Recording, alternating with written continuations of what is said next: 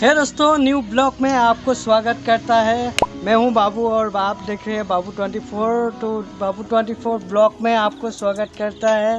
ये देखिए मेरा बेटी, आज जो 5 जनवरी है, तो कैसा गया आप लोगों का दिन।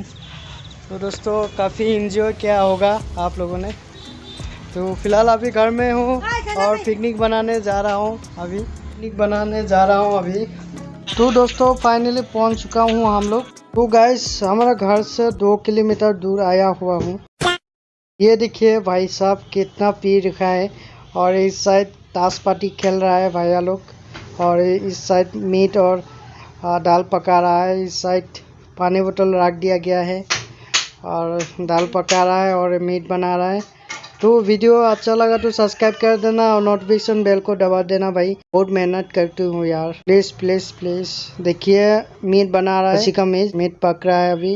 भाई फिर से कहता हूँ सब्सक्राइब कर दे भाई, भाई कर दो ना यार, भाई भाई। बहुत ही ज्यादा आदमी आया हुआ है यार। कहाँ कहाँ से आया है सिंगरी मंदिर में यार। अभी फिलहाल मैं सिंगरी मंदिर आया हूँ।